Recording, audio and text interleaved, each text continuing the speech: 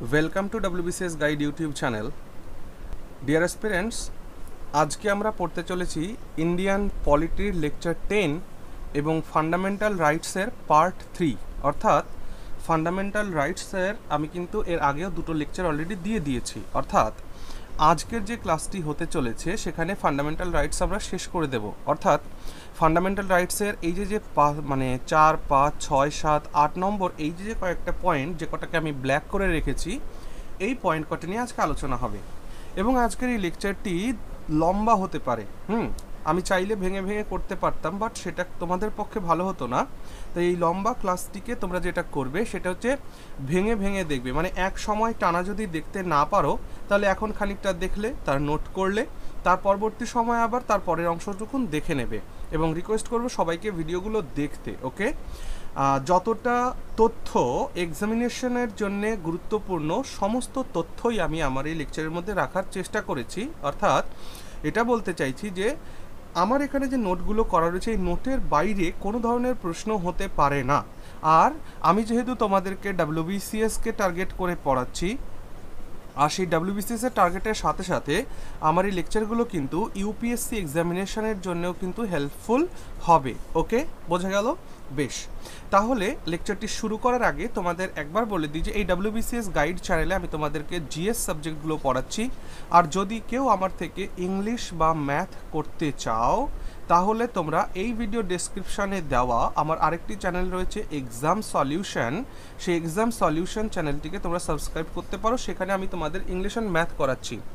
এবং যেহেতু SSC MTS পরীক্ষা সামনে রয়েছে এবং রেলের গ্রুপ ডি রয়েছে এবং বেঙ্গল পুলিশের পরীক্ষা রয়েছে, তাই সেখানে কিন্তু আমি স্পেশাল ম্যাথ আর ইংলিশের ক্লাস, যেটা পেইড ক্লাস, সেটাকে কিন্তু সম্পূর্ণ ফ্রি করে দিয়েছি এবং সেই ভিডিওগুলো কিন্তু একে একে আপলোড আমি করছি।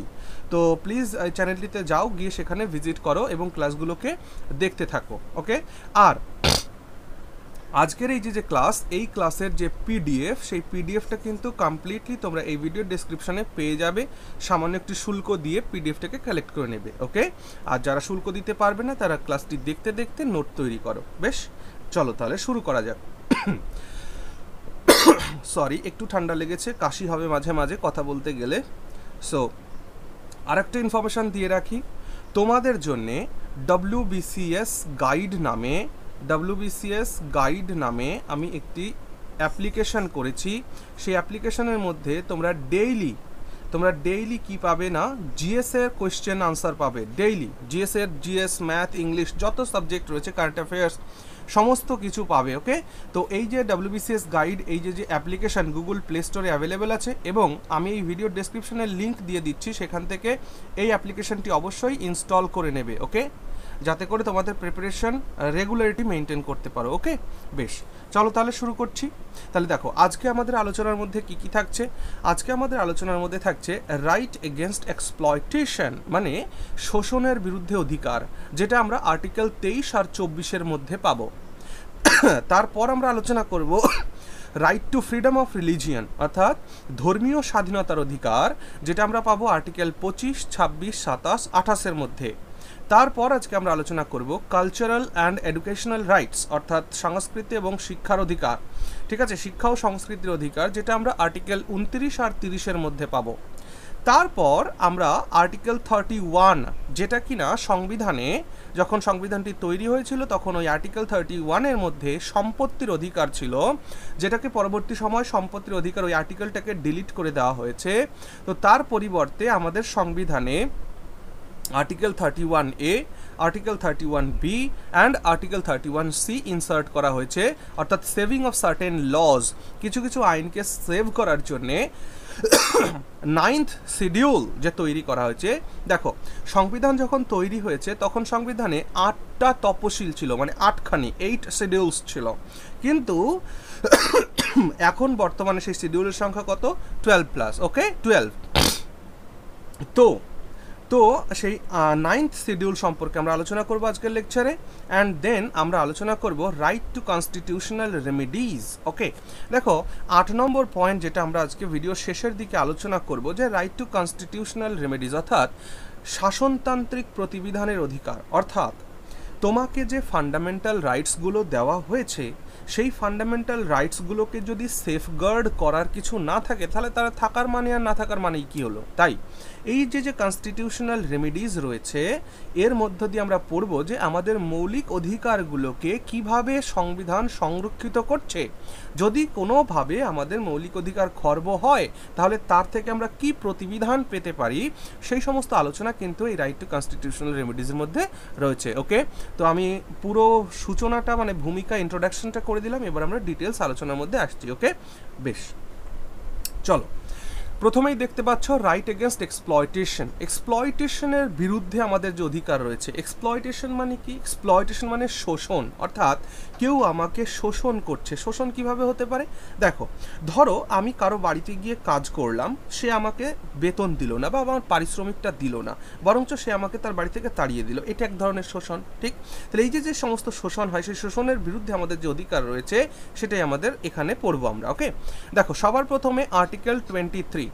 এই ভিডিওটি যারা দেখছো আমি আশা করছি যে তোমরা আমার এই ফান্ডামেন্টাল রাইটসের যে প্রিভিয়াস দুটো লেকচার রয়েছে সেই দুটো লেকচার কমপ্লিটলি দেখেছো, তারপর এখানে এসেছো। যদি না দেখে থাকো তাহলে এই ভিডিওটা দেখতে দেখতে তোমরা চ্যানেলের প্লেলিস্টে যাও, চ্যানেলের প্লেলিস্টে গিয়ে ফান্ডামেন্টাল রাইটসের আরও দুটো পার্ট রয়েছে সেগুলো দেখে নাও। ওকে, বেশ, তাহলে আর্টিকেল 23 কি বলছে?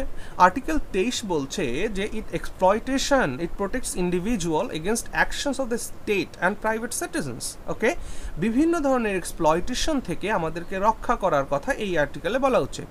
Exploitation implies the misuse of the other services by force or labor without payment, যেটা আমি বলেছিলাম, মানে কারো সার্ভিস তুমি গ্রহণ করছো, কারো লেবার তুমি গ্রহণ করছো, বাট তাকে পেমেন্ট দিচ্ছ না, এটাই হচ্ছে এক ধরনের এক্সপ্লয়টেশন এবং তার থেকে প্রতিবিধান দেওয়া হচ্ছে এই আর্টিকেলের মধ্য দিয়ে। This right is available both citizen and non citizens, এবং এই আর্টিকেল 23 এটা কিন্তু সিটিজেন এবং নন সিটিজেন উভয়ের জন্যই অ্যাপ্লিকেবল।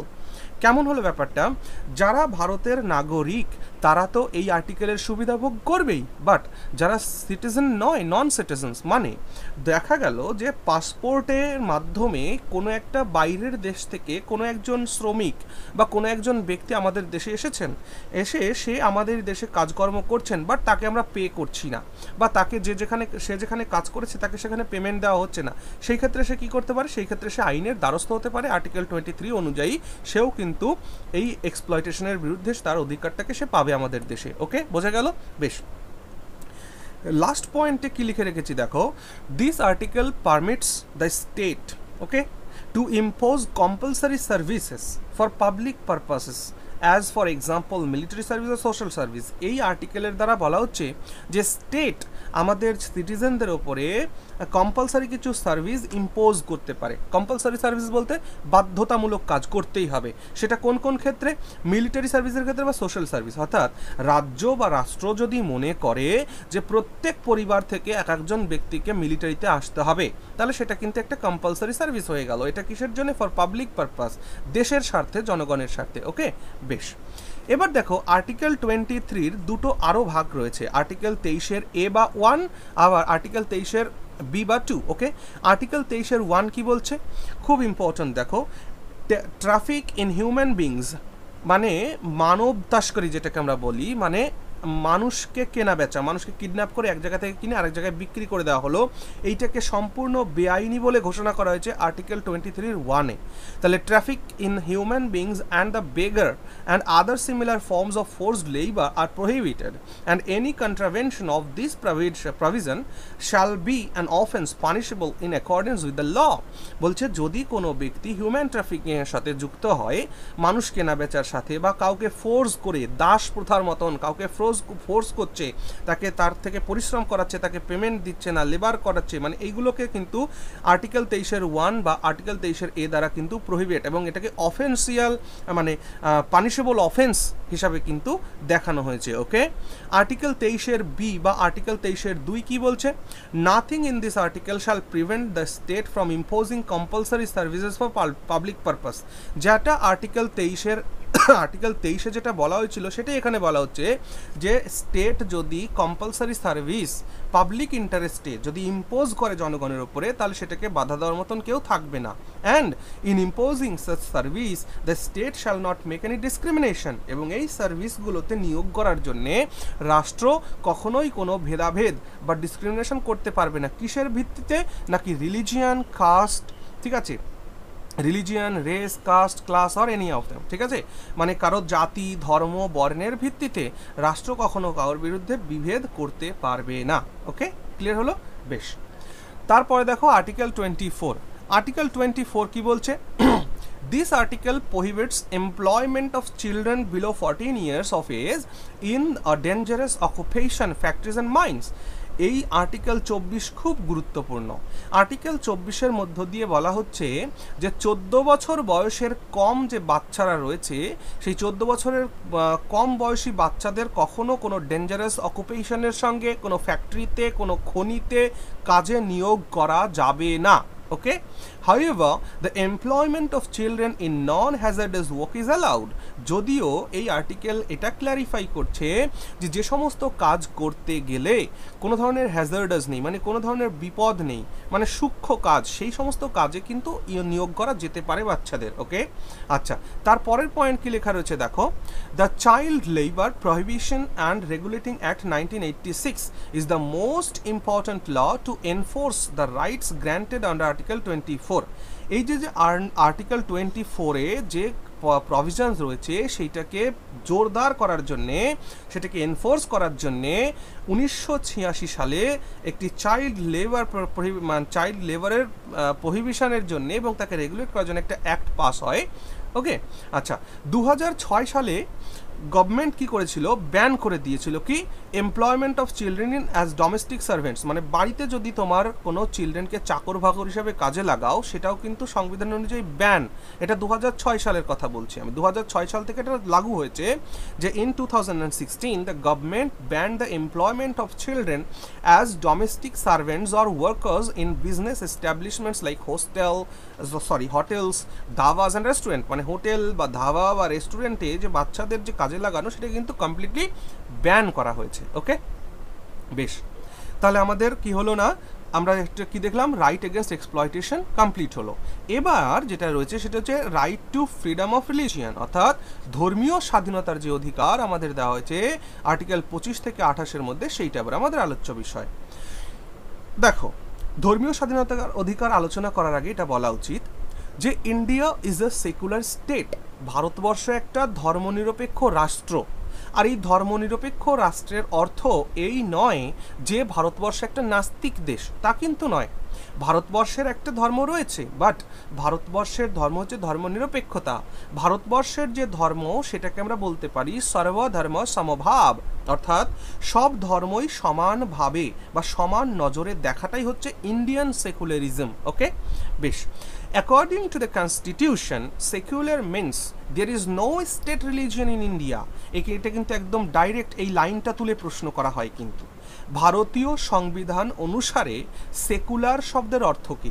দেখো, ভারতীয় সংবিধান অনুসারে সেকুলার শব্দের অর্থ হচ্ছে রাষ্ট্রের কোনো নির্দিষ্ট ধর্ম নেই। আবার বলি, কনস্টিটিউশন অনুযায়ী সেকুলার শব্দের অর্থ হচ্ছে রাষ্ট্রের কোনো স্পেসিফিক ধর্ম নেই, অর্থাৎ there is no state religion in India.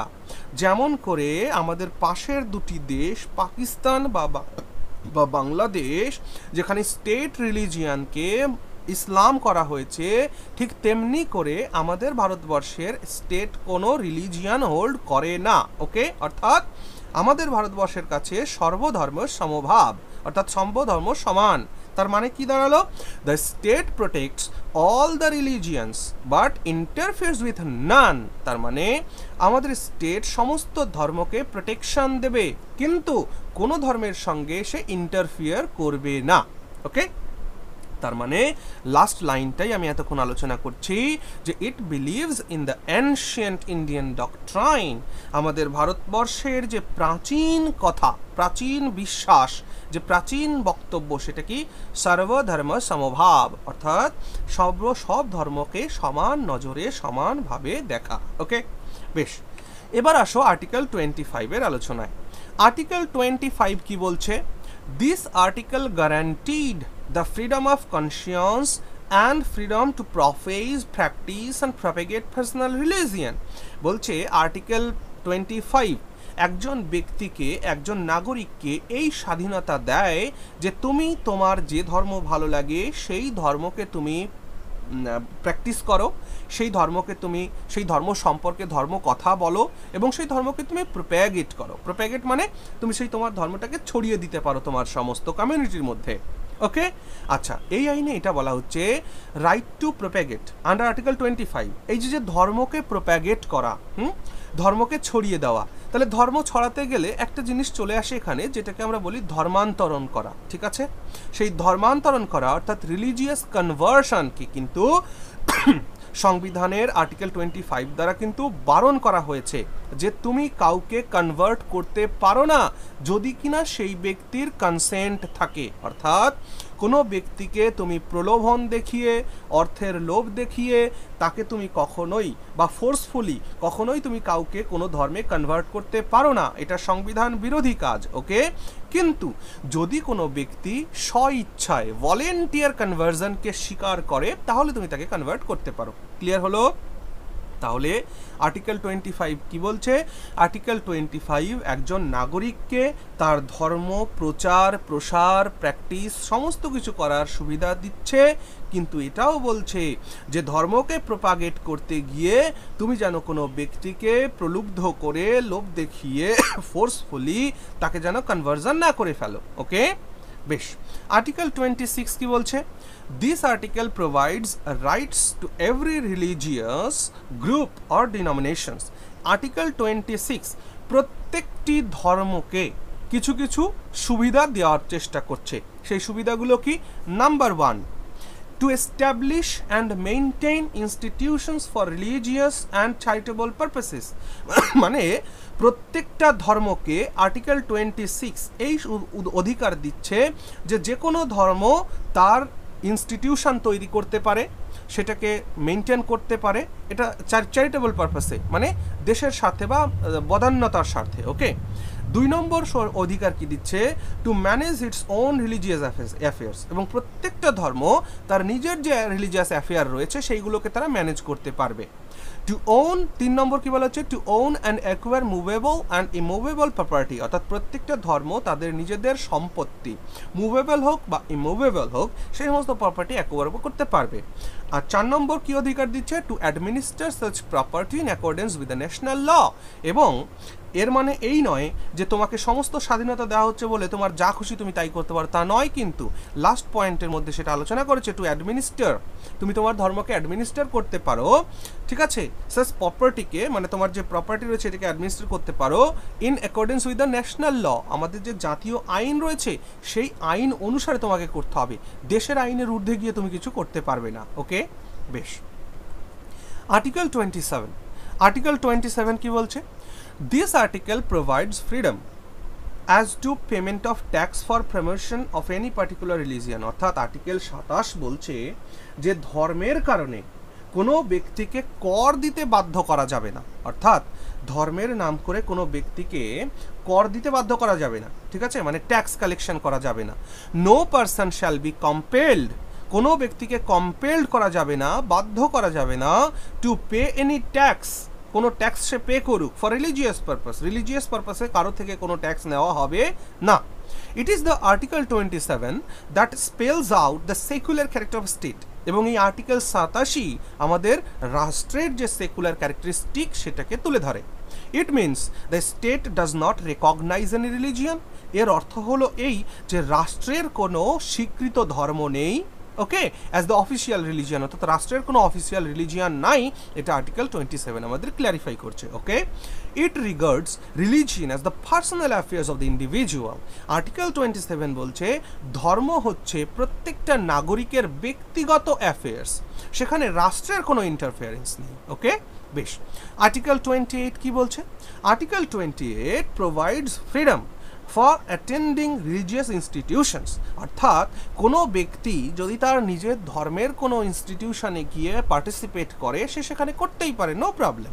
ওকে, একজন প্রাইম মিনিস্টার তার ধর্মের যে ইনস্টিটিউশন সেখানে সে যেতেই পারে, এই স্বাধীনতা আর্টিকেল 28 দিচ্ছে, অর্থাৎ তাকে কেউ সেখানে বাধা দিতে পারবে না। Okay, this article grants freedom as to attendance আর religious instruction as or religious worship in certain educational institutions। এবার 28 খুব ইম্পর্ট্যান্ট, কারণ এই 28 আর্টিকেলের মধ্য দিয়ে বলা হচ্ছে যে শিক্ষা প্রতিষ্ঠানে ধর্মের কোনো জায়গা আছে কি না নেই, অর্থাৎ শিক্ষা প্রতিষ্ঠানে ধর্মীয় শিক্ষার ক্লাসে ছাত্রছাত্রীদের অংশগ্রহণের বিষয়টাকে নিয়ে কি আমরা ভাবছি সেই বিষয়টাই আর্টিকেল 28-এ রয়েছে। আর্টিকেল 28 আমাদের পুরো এডুকেশন সিস্টেমটাকে 4টে ভাগে ভাগ করে দিয়েছে। আর্টিকেল 21 প্রথম যে এডুকেশনাল ইনস্টিটিউটকে ভাগ করেছে, that is wholly maintained by state. যে স্কুল বা যে কলেজ বা যে শিক্ষা প্রতিষ্ঠান কমপ্লিটলি মানে স্টেট ফান্ড দ্বারা মেইনটেন হচ্ছে। 2 নম্বর ভাগ করা হচ্ছে রেকগনাইজড বাই দ্য স্টেট, বা স্টেটের দ্বারা রেকগনাইজড কোনো ইনস্টিটিউশন, অথবা receiving aids out of state funds, মানে স্টেট থেকে কিছু ফান্ড কোনো স্কুল গ্রহণ করছে। আর 4 নম্বর ক্লাসিফিকেশন করা হয়েছে যে administered by state but established under a religious endowment. বলছে যে কোনো একটা শিক্ষা প্রতিষ্ঠান স্টেটের স্টেটের অ্যাডমিনিস্ট্রেশনের আন্ডারেই রয়েছে, বাট সেটা কোনো একটা ধর্মীয় গ্রুপ থেকে এস্টাবলিশ করা হয়েছে, যেমন আমরা মাদ্রাসার কথা বলতে পারি, বা যেমন আমরা আমাদের হিন্দুদের যে শিক্ষা প্রতিষ্ঠান গুরুকুল যে জায়গাগুলো সেগুলোর কথা বলতে পারি। ঠিক, যে ধর্মীয় গ্রুপ থেকে একটা এডুকেশনাল ইনস্টিটিউশন তৈরি করা হয়েছে এবং সেগুলোকে মানে অ্যাডমিনিস্ট্রেট করবে স্টেট করবে। ওকে, এই যে 4টে শিক্ষার ক্যাটাগরি, এখানে এই পয়েন্ট 3টেকে খুব মন দিয়ে দেখো। ইন দ্য ফার্স্ট কেস, অর্থাৎ ফার্স্ট কেস বলতে এই যে wholly maintained by the state, এই সমস্ত এডুকেশনাল ইনস্টিটিউশনের জন্য কী বলা হচ্ছে, there can be no religious instructions, মানে যে সমস্ত স্কুল কমপ্লিটলি রাষ্ট্রের দ্বারা পরিচালিত সেই সমস্ত স্কুলে কোনো রিলিজিয়াস ইনস্ট্রাকশনস থাকবে না। Okay, in the second and third case বলতে এইটা আর এইটা, অর্থাৎ যেটা কিনা কোনো একটা স্টেট দ্বারা রেকগনাইজড অথবা কোনো একটা স্টেটের ফান্ড নিয়ে কোনো একটা স্কুল চলছে বা শিক্ষা প্রতিষ্ঠান চলছে, তাদের ক্ষেত্রে কি the religious instructions can be imported, সেই সমস্ত শিক্ষা প্রতিষ্ঠানে রিলিজিয়াস মানে ধর্মীয় কোনো নীতি নির্দেশনা আনা যেতে পারে, but the peoples can not be compelled to attentions instructions, কিন্তু ছাত্রছাত্রীদের বাধ্য করা যাবে না যে সেই ইনস্ট্রাকশনগুলোকে ফলো করতে হবে। বোঝা গেল? বেশ।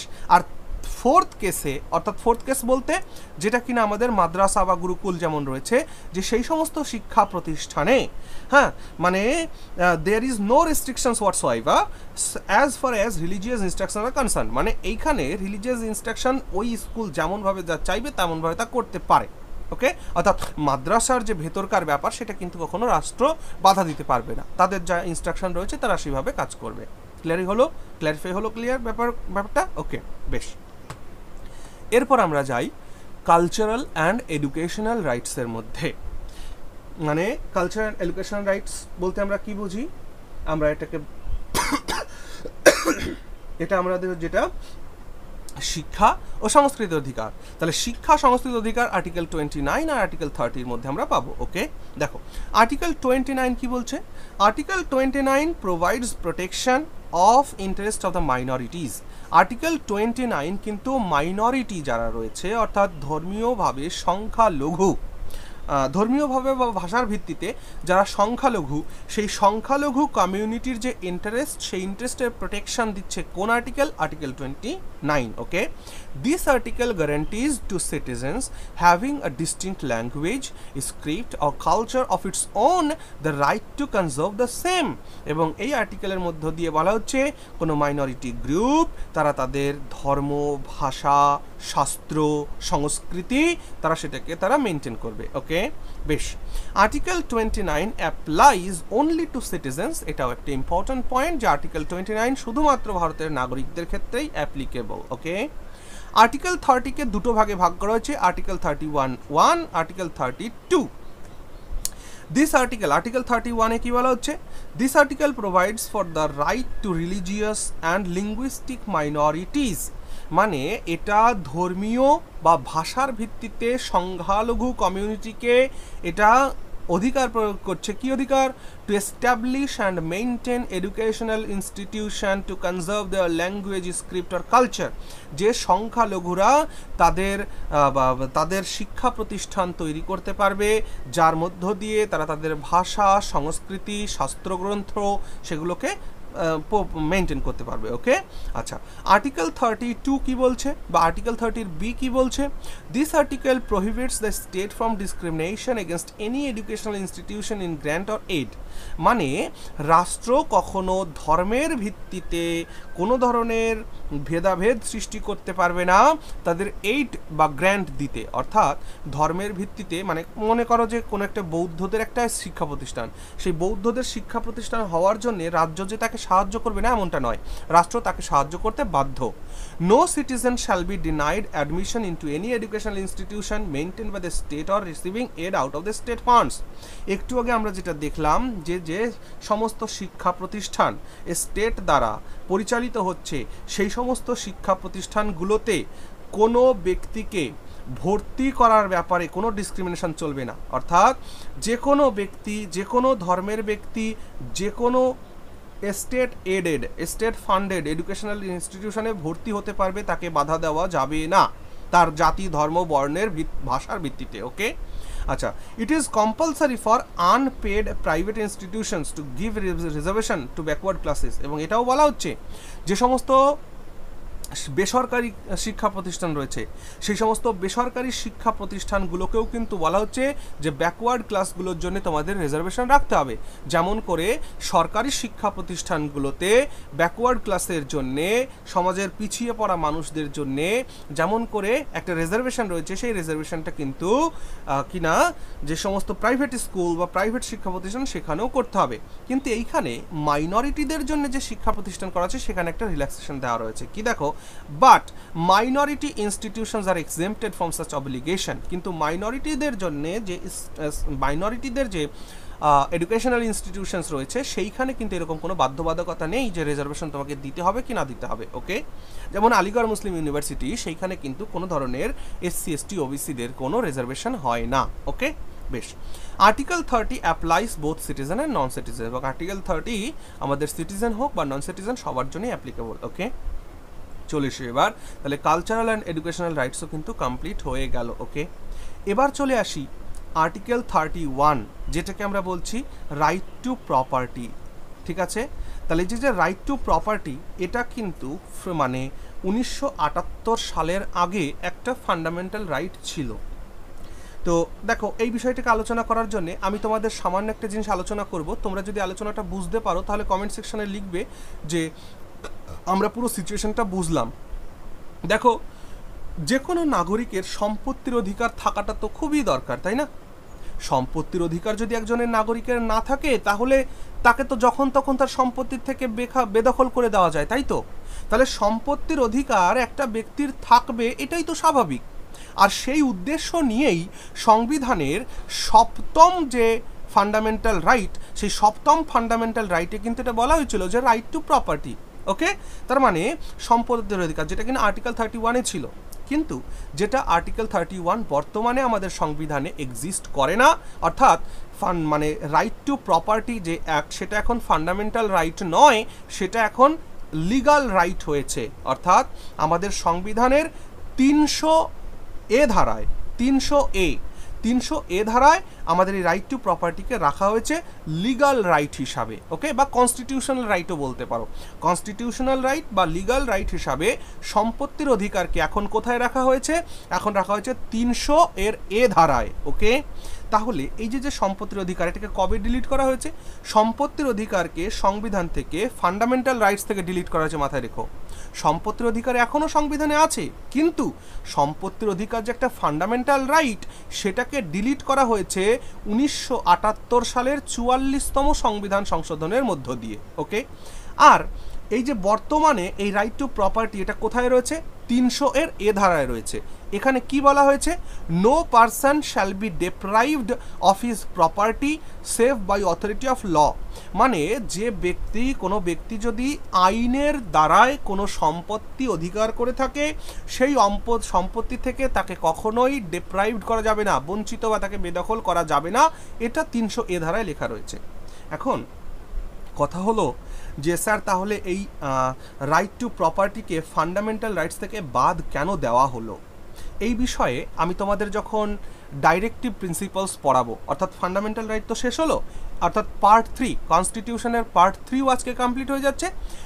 এর পরের যে লেকচারটা পলিটিতে আসবে, সেই পলিটিতে পরের লেকচারটা আসবে কিসের ওপরে? না ডাইরেক্টিভ প্রিন্সিপালসের ওপরে, অর্থাৎ DPSP, directive principle of state policy. এইটার ওপর তোমাদের নেক্সট লেকচার আসবে। সেই নেক্সট লেকচারে আমি এই বিষয়টাকে খুব ডিটেলসে আলোচনা করব, বাট আজকে আমি একটু তোমাদের একটা সারমর্ম দিয়ে যাই এখানে। কি দেখো, সম্পত্তির অধিকারকে ফান্ডামেন্টাল রাইট থেকে বাদ দেওয়ার পেছনে একটা সুন্দর কারণ রয়েছে। যে কারণটা হলো, দেখো ভারতবর্ষ যখন স্বাধীনতা সংগ্রামের জন্য লড়াই করছিল, তখন ভারতবর্ষের বড় লোক, গরিব লোক সবাই কিন্তু লড়াই করছিল। অর্থাৎ ভারতবর্ষের এমন নয় যে শুধুমাত্র বড় লোকরাই স্বাধীনতার জন্য লড়ছিল, তা নয়। ভারতবর্ষের যারা গরিব মানুষ ছিল, যারা মানে দলিত, শোষিত, নিষ্পেষিত, গরিব, চাষি, কৃষক, শ্রমিক, সবাই কিন্তু লড়াই করছিল স্বাধীনতার জন্যে। তো স্বাধীনতা পরবর্তীকালে যে ঘটনাটা ঘটলো, খুব ভালো করে বোঝো।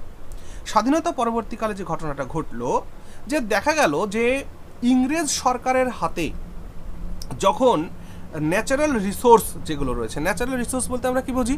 কয়লার খনি, লোহার খনি, ইস্পাতের খনি, তেলের খনি, এই সমস্ত জিনিসগুলো ইংরেজ সরকারের আন্ডারে ছিল। তো ইংরেজ সরকার সেখানে যে শ্রমিক নিয়োগ করতো, সেই শ্রমিকেরা কম পাক যাই পাক নিয়মিত বেতনটা পেত। কিন্তু দেশ যখন 1947 সালে স্বাধীন হয়ে গেল, তখন ইংরেজরা যখন দেশ ছেড়ে চলে গেল, তখন সেই প্রাকৃতিক যে সম্পদ, সেই সম্পদগুলো জমিদার বা বড় বড় কর্পোরেটের হাতে চলে আসলো। বোঝা যাচ্ছে কি বলতে চাইছি? যে ইংরেজ সরকার থাকার সময় প্রাকৃতিক রিসোর্সেসগুলো সরকারের অধীনে ছিল, কিন্তু সরকার যখন ব্রিটিশ সরকার চলে গেল, তখন সেই খনির মালিক একটা জমিদার হয়ে গেছেন, কোন একটা বড় লোক রাজ পরিবার কোন একটা সম্পত্তির মালিক হয়ে গেছেন, জমিদারি প্রথাটা আবার ফিরে এসছে, এরকম একটা সিচুয়েশন হয়ে গেল। তো তখন দেখা গেল যে সেই যে মানুষগুলো, অর্থাৎ ভারতবর্ষের যে শোষিত, নিষ্পেষিত শ্রমিক শ্রেণী, কৃষক শ্রেণী, যারা কিনা স্বাধীনতা আন্দোলনের জন্য লড়াই করেছিল, তারা আলটিমেটলি স্বাধীনতাটা পাচ্ছে না। কারণ এই জমিদারদের হাতে যখন ক্ষমতাটা চলে আসলো, তখন তারা দেখা যাচ্ছে যে শ্রমিকদের ওপরে অকথ্য অত্যাচার, নির্যাতন করছে।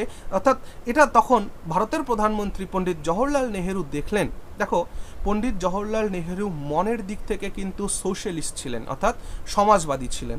তো সেই সমাজবাদী চিন্তাভাবনা নিয়ে তিনি দেখলেন যে ভারতবর্ষের একটা সেকশন একটু স্বাধীনতা পেল, অর্থাৎ যারা উচ্চ শ্রেণীর, যারা লোয়ার মানে হায়ার স্ট্যাটাসে যারা রয়েছে, তারা স্বাধীনতা পেল, কিন্তু যারা ভারতবর্ষের লোয়ার স্ট্যাটাসে রয়েছে, অর্থাৎ ভারতবর্ষের যে ম্যাক্সিমাম লোক, ম্যাক্সিমাম নাগরিক, তারা সেই আসলে স্বাধীনতার স্বাদটা পাচ্ছে না।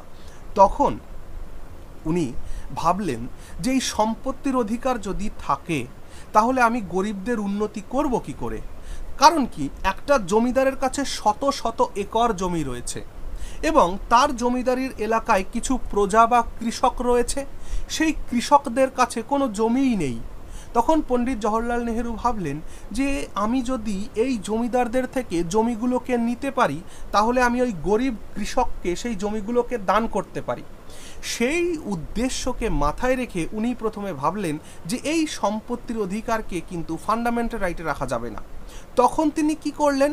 তখন তিনি 1951 সালে প্রথম সংবিধান সংশোধনের মাধ্যমে আর্টিকেল 31 এ বলে একটা নতুন একটা আইন প্রণয়ন করলেন। কত? আর্টিকেল 31 এ। আমি পরে ডিটেলসে সব আলোচনা করব, জাস্ট গল্পটা শোনো।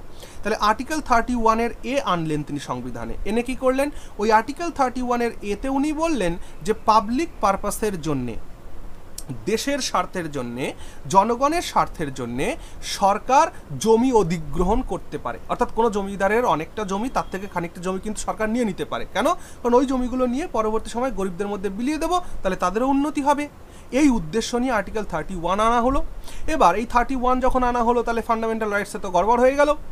তখন এই আইনগুলোকে সংরক্ষণ করার জন্যে, সেভ করার জন্যে তিনি আরেকটা আর্টিকেল আনলেন, আর্টিকেল 31-এর বি। আর্টিকেল 31-এর বি এর মাধ্যমে সংবিধানে একটা নতুন শিডিউল যুক্ত হলো, যে শিডিউলটাকে বলা হচ্ছে 9th schedule of the Indian constitution. আমরা আজকের এই লেকচারে ডিটেলস আলোচনা করব, সব কিছু আলোচনা করব, জাস্ট গল্পটা শুনে নাও। তাহলে আর্টিকেল 9th শিডিউল তৈরি করলেন, এবং তিনি ওই 9th শিডিউল এমনভাবে তৈরি করলেন যে সেইখানে যে আইনটাকে দেওয়া হবে, মানে পার্লামেন্ট কোনো একটা আইন পাশ করছে, সেই আইনটা ঠিক হলো না ভুল হলো, সেটা আইন পাশ হওয়ার পরে কার পর্যবেক্ষণ করার কথা? সুপ্রিম কোর্ট বা হাইকোর্ট বা কোর্ট, আমাদের যে জুডিশিয়ারি সিস্টেম, সেই জুডিশিয়ারি সিস্টেমের পর্যালোচনা করার কথা, অর্থাৎ জুডিশিয়ারি রিভিউ যেটাকে বলে, জুডিশিয়াল রিভিউ। সেই আর্টিকেল শিডিউল 9 তৈরি করার মধ্য দিয়ে তিনি এমন একটা আইন প্রণয়ন করে দিলেন যে যে কোনো আইন পার্লামেন্ট পাশ করে যদি ওই শিডিউল 9-এর মধ্যে ঢুকিয়ে দেয়, তাহলে কোনো জুডিশিয়ারি সেই আইনকে আর রিভিউ করতে পারবে না। অর্থাৎ কোর্টের হাত থেকে, জুডিশিয়ারি সিস্টেমের হাত থেকে লেজিসলেচারকে, মানে পার্লামেন্টকে বাঁচানোর জন্য তিনি এই কাজটা করলেন। এবং জমিদারি প্রথার উন্মূলন, তারপরে বিভিন্ন কর্পোরেট যে সেকশনগুলো রয়েছে তাদেরকে রাষ্ট্রায়ত্তকরণ, এটা করার জন্য কিন্তু পণ্ডিত জওহরলাল নেহেরু এবং তার কন্যা শ্রীমতী ইন্দিরা গান্ধী কিন্তু প্রচুর চেষ্টা করেছেন। এবং সেগুলো আমরা যখন কনস্টিটিউশনটা টোটালটা আমরা ধীরে ধীরে ধীরে ধীরে পড়তে থাকবো, তখন আমরা এগুলো পড়তে থাকবো, ওকে। এবং বিভিন্ন কনস্টিটিউশনাল অ্যামেন্ডমেন্ট সম্পর্কে আমি তোমাদের ডিটেলসে আলাদা আলাদা করে এক একটা করে ক্লাস দিয়ে দেবো, ওকে।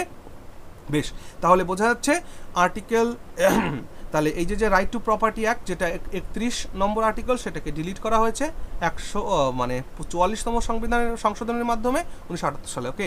এবার চলো আমরা দেখে নিই যে আর্টিকেল 31-এর এ, আর্টিকেল 31-এর বি আর আর্টিকেল 31-এর সি, এই যে তিনটে আর্টিকেল রয়েছে, এই আর্টিকেলগুলো কি। সবার প্রথমে বলি যে আর্টিকেল 31-এর এ, আর্টিকেল 31-এর বি, আর্টিকেল 31-এর সি, এই যে তিনটি আর্টিকেল, এই তিনটি আর্টিকেল কিন্তু ফান্ডামেন্টাল রাইটস নয়, মাথায় রেখো। এই যে ফান্ডামেন্টাল রাইটস মানে পার্ট 3 আমাদের কনস্টিটিউশনের, যেটা পার্ট 3-র মধ্যে যা কিছু আছে তাই ফান্ডামেন্টাল রাইটস, কিন্তু আর্টিকেল 31-এ, আর্টিকেল 31-বি অ্যান্ড আর্টিকেল 31-সি, এই তিনটি আর্টিকেল কিন্তু ফান্ডামেন্টাল রাইটস নয়। ক্লিয়ার হলো? তাহলে এরা কি? এরা হচ্ছে সেভিংস অফ লজ। এই সমস্ত আর্টিকেল, এই আর্টিকেল তিনটির মধ্য দিয়ে কতগুলো আইনকে সংরক্ষণ করা হয়েছে, সংরক্ষিত করা হয়েছে, ওকে।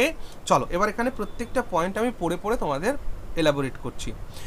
Article 31, 31A, 31B and 31C of Indian Constitution describe the rights of an Indian citizen to property. এই আর্টিকেলগুলোর মধ্য দিয়ে ভারতের নাগরিকের সম্পত্তি সম্পর্কে যে অধিকার, সেটাকে বর্ণনা করা হয়েছে। দেখো, the preamble of our constitution states that, আমাদের সংবিধানের যে প্রস্তাবনা রয়েছে, প্রিয়াম্বল রয়েছে, সেটা কি বলছে? সেটা বলে যে the India will work towards providing social, economic and political justice to provide.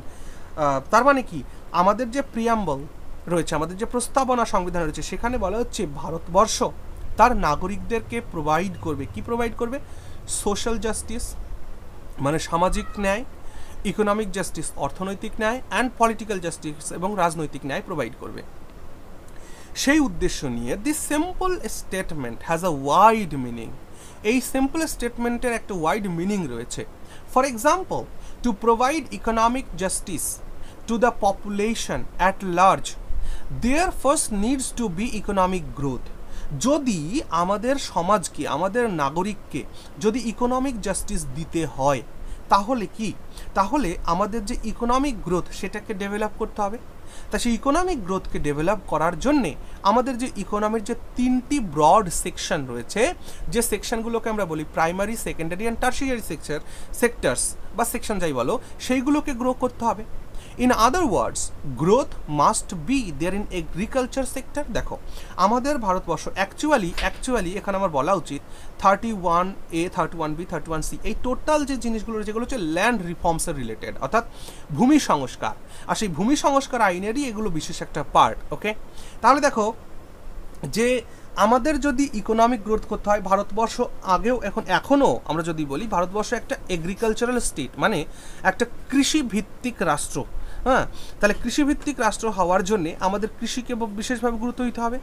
এখন দেখো আমাদের অর্থনীতির তিনটি মূল সেক্টর রয়েছে। কি? Primary sector, secondary sector, tertiary sector. Primary sector মানে কৃষি জমি, প্রাকৃতিক রিসোর্সেস দিয়ে যা কিছু তৈরি হয় তা হলো প্রাইমারি সেক্টর। এবার সেই প্রাকৃতিক রিসোর্সেসগুলোকে মানুষের ব্যবহারযোগ্য করে তোলা হয় যেখানে, সেটাকে বলা হয় সেকেন্ডারি সেক্টর, অর্থাৎ ইন্ডাস্ট্রি। ঠিক, ইন্ডাস্ট্রি। আর টার্সিয়ারি সেক্টর মানে সার্ভিস সেক্টর, যেখানে আমরা অ্যাডভার্টাইজমেন্ট করি, প্রোডাক্টের গুণগত মানটাকে তৈরি করি, লোকের কাছে পৌঁছে দেওয়া, এগুলো হচ্ছে টার্সিয়ারি সেক্টর। তো টার্সিয়ারি সেক্টর আমাদের কাছে বেশি জমির প্রয়োজন নেই, অর্থাৎ tertiary sector doesn't demand too much of land, but primary and secondary sectors require huge areas of land. কিন্তু প্রাইমারি সেক্টর আর সেকেন্ডারি সেক্টরের জন্য প্রচুর পরিমাণে জমির দরকার, আর সেই জমি পাওয়ার জন্য কি করতে হবে? আমাকে ল্যান্ড রিফর্মস করতে হবে, আর সেই ল্যান্ড রিফর্মস করার জন্যে জমিদারের জমি আমাকে গ্রহণ করতে হবে। আর যার কারণেই আমরা ওই প্রপার্টি অ্যাক্টকে, মানে প্রপার্টির রাইট টু প্রপার্টিকে আমরা ফান্ডামেন্টাল রাইটটা রাখিনি। ওকে, দেখো, the Indian government justified that the land should never be an obstacle or a hindrance in the path of development of the country. ভারতের সংবিধান বা ভারত সরকার এটা পর্যবেক্ষণ করলো যে মানে ভারতের উন্নয়নের জন্য জমি, হ্যাঁ, ল্যান্ড, এটা যেন বাধা হয়ে না দাঁড়ায়। Therefore, under the provisions of eminent domain, এই প্রভিশনের অন্তর্গত the government of India has the right to acquire any property belonging to an individual organisation which is to be used in the interest of public development. অর্থাৎ রাষ্ট্রের স্বার্থে, public ইন্টারেস্টে সরকার বিভিন্ন জমি, ব্যক্তিগত হোক বা কোনো অর্গানাইজেশন হোক, তাদের জমি সরকার গ্রহণ করতে পারে, অ্যাকোয়ার করতে পারে। তার মানে এই নয় যে কোনো একটা মন্ত্রীর বাড়ি তৈরি করার জন্য কোনো একটা জমি দরকার, সেটা নিয়ে নেবে, তা নয়। পাবলিক ইন্টারেস্টে, জনগণের স্বার্থে, দেশের স্বার্থে সরকার পাবলিকের হোক, মানে ইন্ডিভিজুয়ালের হোক বা কোনো অর্গানাইজেশন হোক, তাদের প্রপার্টি সিজ করতে পারবে, অ্যাকোয়ার করতে পারবে। এবং তার জন্য কি? তার জন্য কম্পেনসেশনের ব্যবস্থা করা আছে। সরকার কম্পেনসেশনের ব্যবস্থাও কিন্তু সেখানে করা আছে। তোমার কাছ থেকে আমি জমি নিয়ে নিলাম, অ্যাকোয়ার করে নিলাম, তোমাকে কিছু দিলাম, তা হবে না। তোমার কাছ থেকে আমি জমি নেব, সেই জমির পরিবর্তে তোমাকে আমি কিছু কম্পেনসেশন দেবো, তোমাকে কিছু মূল্য আমি প্রোভাইড করব। এই বিষয়ে আমি আরও ডিটেলসে অনেক আলোচনা করা যায়, but exam point of view থেকে ওটা অতটা গুরুত্বপূর্ণ নয়। যদি তোমরা চাও তাহলে আমি কিন্তু পরবর্তী সময় আলোচনা করে দিতে পারি। ওকে, বেশ। তারপরের পয়েন্টে কি লেখা আছে দেখো, public interest may regard to the requirements of land for housing projects, removal of slums, land for foreign consulates, তারপরে তোমার settlement of government employees, land for agrarian reforms, technical education and industrial labours. তার মানে আমাদের জমি কিসের জন্য দরকার? এই পয়েন্টের মধ্যে লেখা রয়েছে যে জমি আমাদের কিসের জন্য সরকারের দরকার পড়বে। This power of the government created a huge number of disputes and is responsible for a sizable number of property related cases in the various courts of law. এবং যখন সরকার এই ধরনের ল্যান্ড রিফর্মসের অ্যাক্টগুলোকে আনতে থাকলো সংবিধানের মধ্যে, পার্লামেন্টের মাধ্যমে সংবিধানে, তখন দেখা গেল যে বিভিন্ন কোর্টে বিভিন্ন ধরনের মামলা রুজু হচ্ছে, যে এই মামলাগুলোর মানে কারো জমি নিয়ে নেওয়া হয়েছে, সে কেস করেছে। এইভাবে আমরা কিন্তু বিভিন্ন ধরনের কেস আমরা দেখব, পরবর্তী সময়গুলো নিয়ে ডিটেলস আলোচনা করা যাবে। ওকে, এবার চলে এসো আরও কিছু কথা। To understand this better and permanently, we first need to look at its background and the important events and amendments that have led this section of Part 3 of Indian Constitution of its current state. মানে এই সমস্ত জিনিসগুলো, অর্থাৎ বর্তমানে আমাদের সংবিধানের part 3 যে অবস্থায় রয়েছে, সেই অবস্থায় আনার জন্য একে অনেকগুলো কনস্টিটিউশনাল অ্যামেন্ডমেন্টের মধ্যে দিয়ে আসা হয়েছে। দেখো, সম্পত্তির অধিকার শুধু যে আর্টিকেল 31-এ ছিল তাই নয়, সম্পত্তির অধিকার আর্টিকেল 19-এর 1-এর F-এও কিন্তু ছিল। মাথায় রেখো, এই দুটোকে একসাথে ডিলিট করা হয়েছে। আর্টিকেল 19(1)-এর F আমি যখন আগে পড়িয়েছি, আমি এটা আলোচনা করে দিয়েছি কিন্তু তোমাদের। Of Indian constitution states that every person has the right to hold and dispose of their personal property as they see fit and so long as it's within the concurrently laws। বলছে যে article 19-এর 1-এর F দ্বারা এটা বলা হচ্ছে যে কোনো ব্যক্তি তার ব্যক্তিগত সম্পত্তি রাখতে পারে, তার সম্পত্তি দিয়ে সে যা কিছু করতে পারে। But this article also had some general restrictions or exceptions. For example, the property can be acquisitioned for general welfare of the public or protection of the interest of the scheduled tribes. মানে schedule ট্রাইবসদের জন্য public ইন্টারেস্টের জন্য সেই সম্পত্তিকে বাজেয়াপ্ত করা, মানে acquire করা, যে বাজেয়াপ্ত বলাটা ঠিক নয়, অ্যাকোয়ার করা যেতে পারে।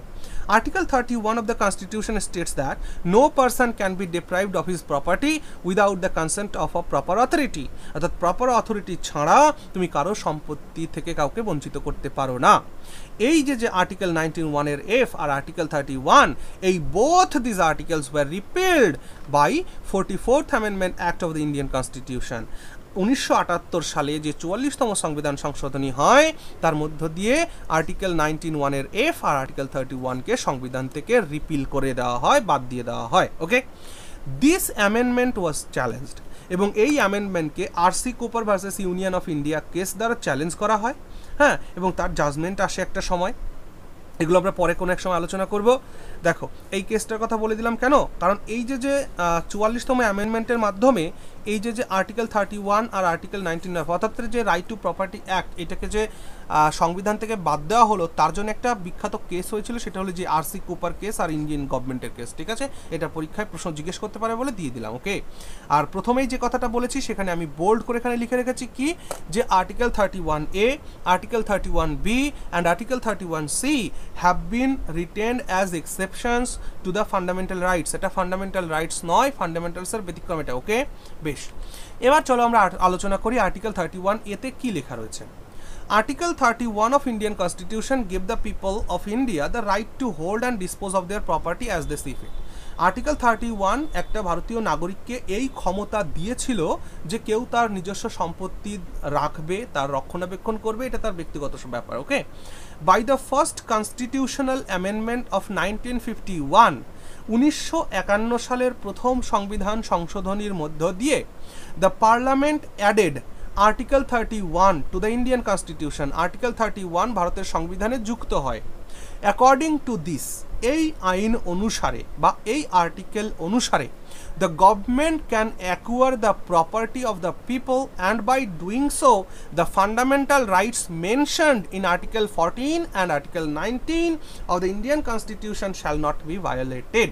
এই আর্টিকেল 31 এর মধ্য দিয়ে কি বলা হলো, 31 এর মধ্য দিয়ে কি বলা হলো আমি আগেও আলোচনা করে এসেছি, এবার ডিটেলস আলোচনা করছি, শুনতে থাকো। দেখো, আর্টিকেল 31 এর মধ্য দিয়ে বলা হচ্ছে যে রাষ্ট্র জনগণের স্বার্থে কোনো প্রপার্টিকে অ্যাকোয়ার করতে পারবে, এবং সেই প্রপার্টি অ্যাকোয়ার করতে গেলে যদি কোনো জনগণের আর্টিকেল 14 এবং আর্টিকেল 19-এ কোনো হ্যাম্পার হয়, মানে দেখো আর্টিকেল 14 আর 19 কি, এটা তো ফান্ডামেন্টাল রাইটস। আর্টিকেল 14 কি বলে, আর্টিকেল 14 বলছে যে আইনের চোখে সবাই সমান। সেই আইনটা মানে একজন গরিব লোকও যেমন, একজন বড় লোকও তেমন, তাই তো? একটা রাষ্ট্রে একটা গরিব মানুষ, একটা শ্রমিক, তারও যা মূল্য, একজন জমিদার তৎকালীন ভারতে তারও সেই মূল্য। তাহলে এই যে জমিদারের জমি আমি ছিনিয়ে নিচ্ছি বা তার থেকে জমি নিয়ে নিচ্ছি, তো এটা কি হলো, বড় লোক সেই জমিদারের সঙ্গে অন্যায় করা হলো। তার মানে কি, আর্টিকেল 14 বলছে আইনের চোখে সবাই সমান, তাহলে সেটা ভায়োলেট করা হলো। তো এই আর্টিকেলে 31 বলছে যে আর্টিকেল 14 আর 19 এই 31 দ্বারা খণ্ডন করা হলো, যে মানে জমি যদি সরকার গ্রহণ করে তাহলে তোমার এই আর্টিকেল 14 আর 19 কোনো গ্র্যান্ট সেখানে থাকবে না। ওকে, অর্থাৎ তুমি কখনোই গিয়ে বলতে পারবে না যে আমার তো মানে কোর্টে গিয়ে তুমি কখনোই কেস করতে পারবে না যে দেখুন মহামান্য বিচারপতি, আমার 14 নম্বর আর্টিকেল আর 19 নম্বর আর্টিকেল আমার খণ্ডন হয়েছে, এমন বলতে পারবে না। বোঝা গেল? তার মানে ফান্ডামেন্টাল রাইটসের কিছু রেস্ট্রিকশন এই আর্টিকেল 31 দ্বারা আনা হলো। In other words, Article 31A of Indian Constitution was immune to Article 14 and 19 of the Indian Constitution that provide for right to equality and right to freedom of respectively. Right to freedom and right to equality, এই নিয়ে তুমি আর সংবিধানের দ্বারস্থ হতে পারবে না যদি সরকার তোমার কোনো সম্পত্তি অ্যাকোয়ার করে। ওকে, দেখো এই অ্যামেন্ডমেন্টের যে বিষয় সেটা কেন, this amendment allowed the government to enhance the growth of the nation in the following manner. এই অ্যামেন্ডমেন্ট এই যে কয়েকটা পয়েন্ট আমি এখানে লিখে রেখেছি, এই পয়েন্টগুলোকে এলাবোরেট করার জন্য এই অ্যামেন্ডমেন্ট করা হয়েছিল। কি পয়েন্ট? প্রথম পয়েন্ট দেখো, 1 নম্বর পয়েন্টে কি বলা হচ্ছে, it helped in the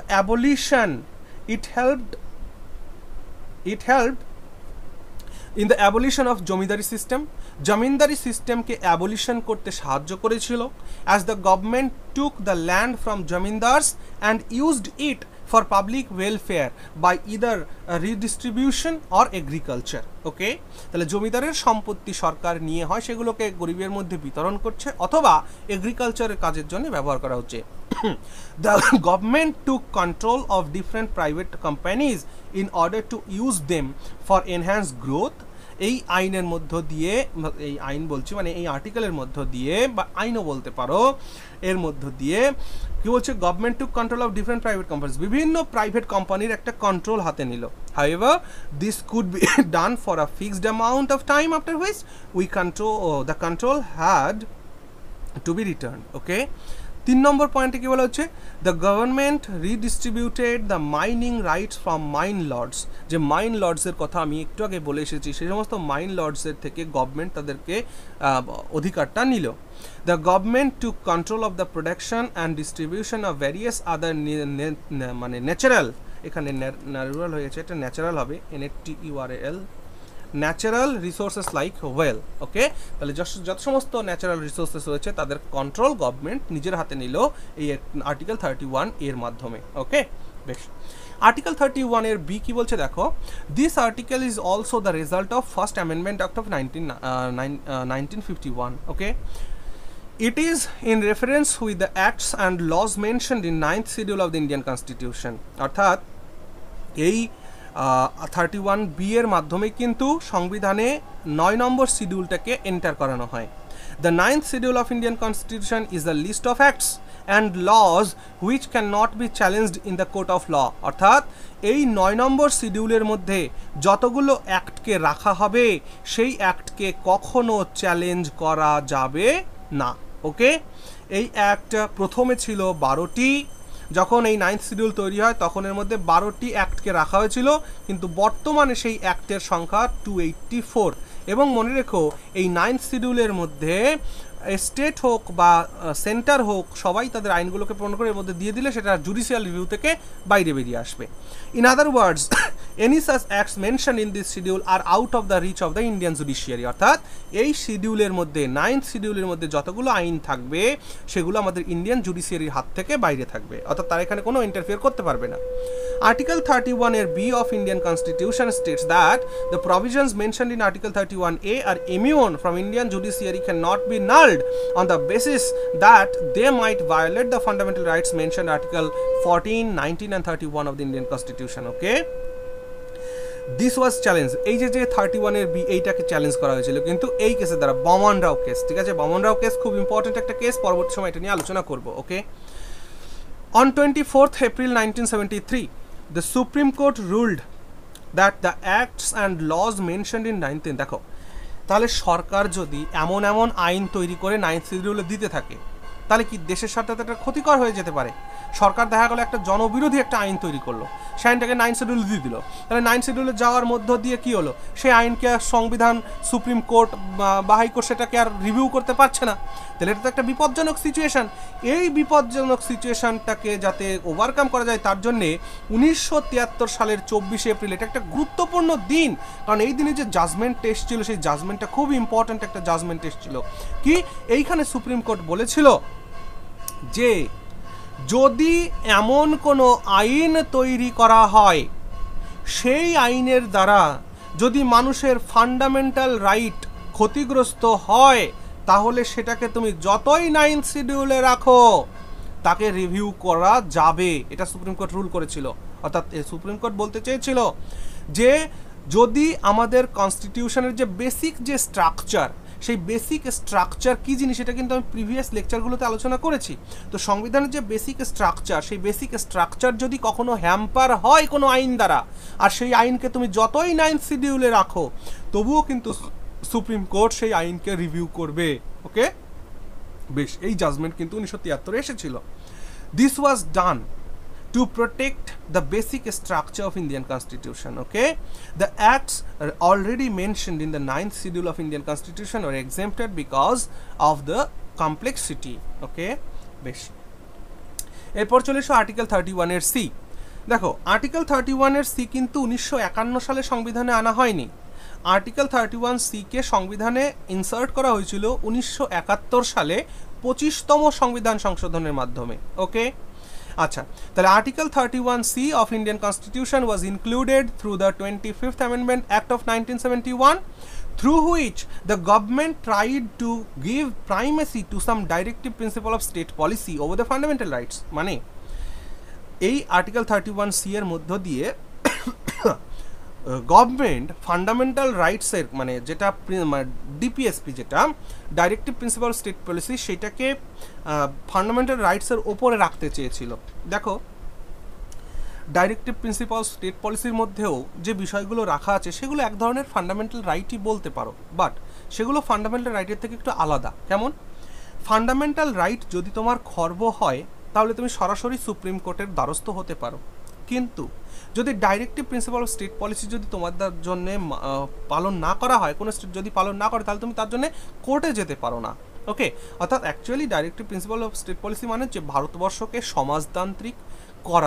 সমাজতান্ত্রিক করে তোলা, অর্থাৎ রাষ্ট্রের মধ্যে যাতে উঁচু নিচু ভেদাভেদ যাতে সৃষ্টি না হয়, মানে কেউ একটা শ্রেণী খুব বড়লোক হয়ে যাচ্ছে আর একটা শ্রেণী খুব গরিব হয়ে যাচ্ছে, এই দুটোর সম্যতা বজায় রাখার জন্যই কিন্তু ডিপিএসপিকে আনা হয়েছে আমাদের সংবিধানে। এটা আমরা পরবর্তী লেকচারে খুব ডিটেলসে আলোচনা করব। ওকে, তাহলে চলো এই আর্টিকেল 31C এর যে মেজর যে দুটো মেইন অবজেক্টিভ, সেই দুটো মেইন অবজেক্টিভ কি? দেখো, ডাইরেক্টিভ প্রিন্সিপালসের মধ্যে দুটো আর্টিকেল রয়েছে, একটা হচ্ছে 39 বি আর একটা হচ্ছে 39 সি।